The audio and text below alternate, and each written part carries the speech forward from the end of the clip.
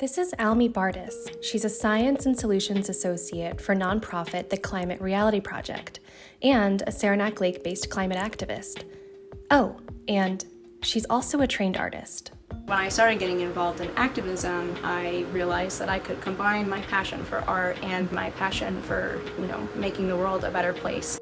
Almy was in art school before deciding to pursue environmental work.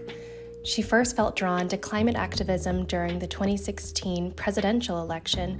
While paying more attention to news and politics, she found that everything led back to the climate crisis.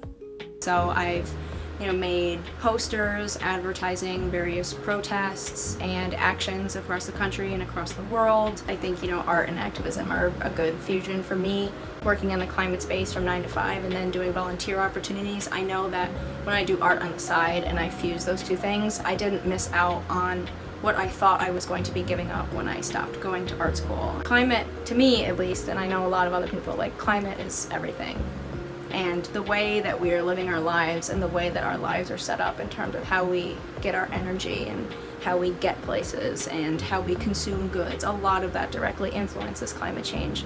I think people are really kind of waking up to the impacts because we're really starting to experience them now. The shift for me, it feels like a few years ago, climate change was something that was still kind of off in the distance. But we know that that's not the case now, just through what we experienced last summer with the Canadian wildfire smoke. That's one example. And just it's talked about more frequently in the media now, and just kind of wherever you go, it feels like there's something that we can trace back to the climate crisis.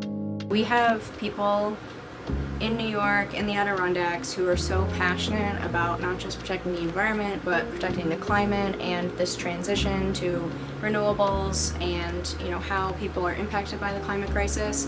And a lot of people really come together and they try their best to make change at any level imaginable. And I think that's something that everybody should be really proud of.